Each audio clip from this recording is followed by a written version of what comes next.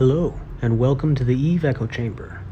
Today's video, building off the rest of the new pilot guide, is going to cover Anomaly progression. How new players, or players who flew a ship they couldn't afford to lose and lost it, can progress through anomalies as they start to claw their money back. As I have been grinding anomalies with these newbie frigs just to see what they can do, I've collected a bunch of stats that I think are pretty interesting. I hope you'll like them too. Let's get started.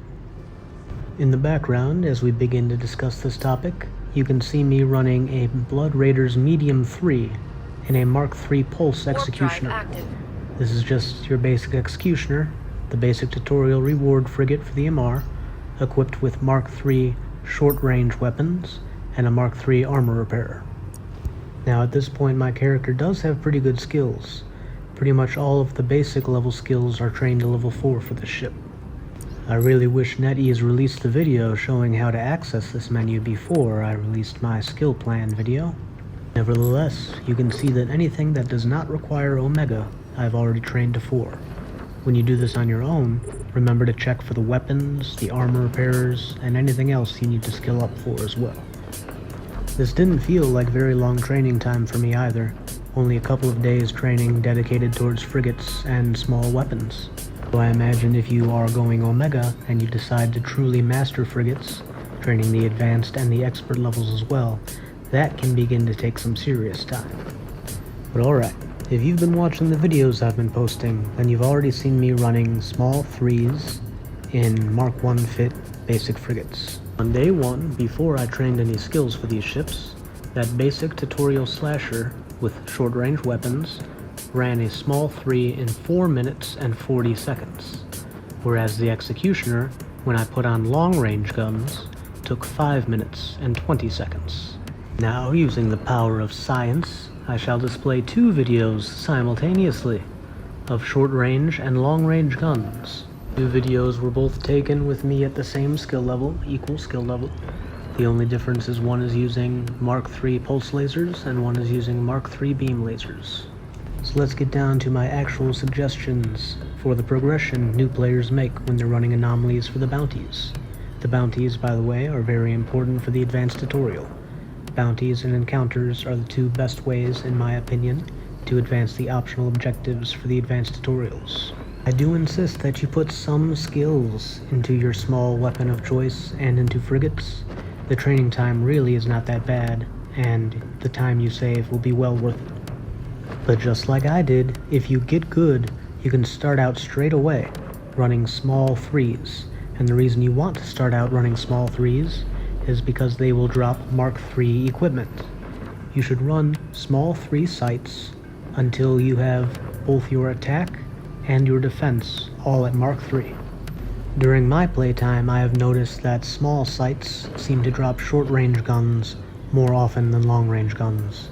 So try not to get too hung up on it if you really want the long-range guns and they're just not dropping. But once you have both your guns, or your missile launchers, and your armor repairer or shield booster all at Mark III, I suggest that you do both small and medium level 3 sights. You won't be getting any new equipment to upgrade your weapons and armor, but you will be getting lots of bounties, and being able to run both sights means there's less of a chance of you being in a system where you cannot do anything. The next step up is after you have both good skills, like I have almost all of my skills at 4, and you've picked up the long-range guns Mark III. Then you can do large 3s. Seriously, just today I was running large 3s with beam lasers. You may also be able to complete large 3s with short-range guns, but that seems like an unnecessary risk to me. I found my survivability goes way up with the long-range weapons. Using this ship as an example, as soon as I set up my Mark III beam executioner, I can pretty much AFK any level 3 anomaly, small, medium, or large.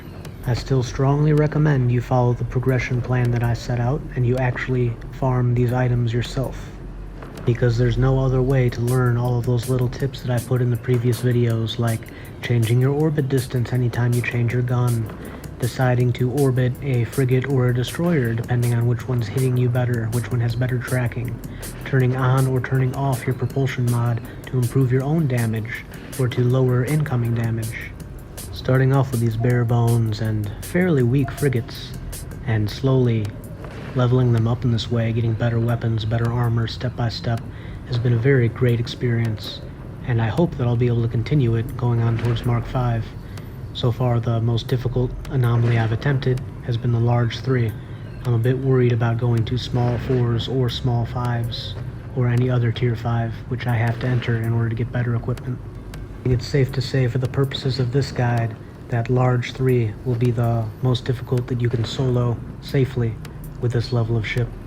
The next progression step will be to either get the trainer destroyer from the advanced tutorial, or to buy the second version of your frigate. For example, for me, it will be the Executioner 2. If you just get bored of the ship, or if you feel you do need a smaller upgrade, there is another frigate available before the second version of these ships. For the Amarr, you can get the Punisher.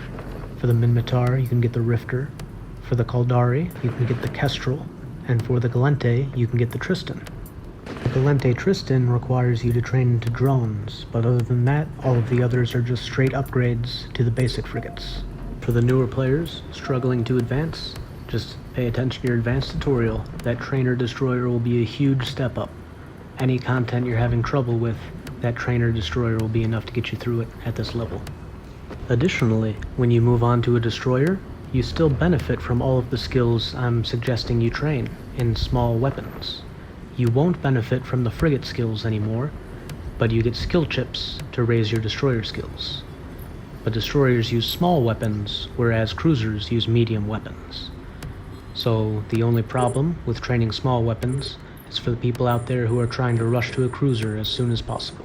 I'm including the times that it took me to run all of these sites in this video and in the description, so you can make your own calculations about ISK per hour if you're into that sort of thing. I just run whatever's available in the systems that I'm in. And don't forget to continue running encounters as well. Long ago, what, a week now? I told new players that you're going to have trouble finding anomalies if you just stay around your home station. What you can do is accept an encounter in a far-off location, and travel to and from that location with your overview tab open to cosmic anomalies.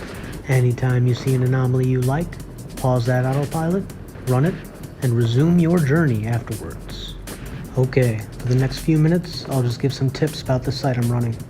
Just notice how I have a different coercer selected than the one I'm currently firing at.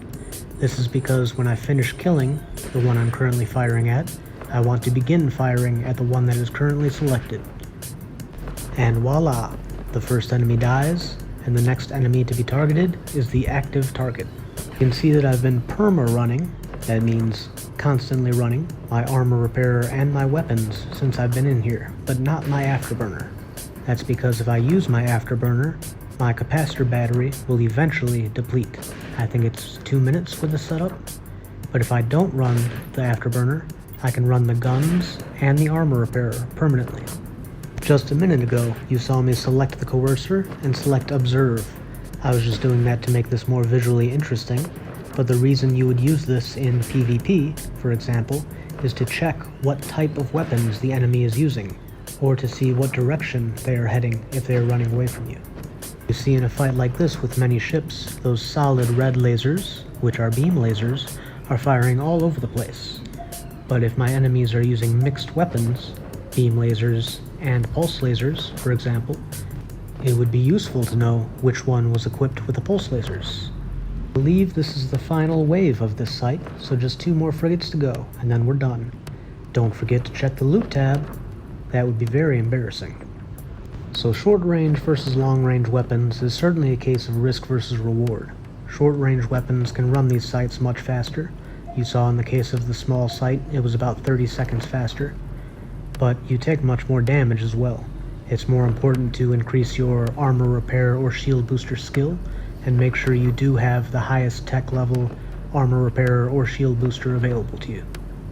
Long-range weapons are the safer, more conservative, and more AFK-friendly option.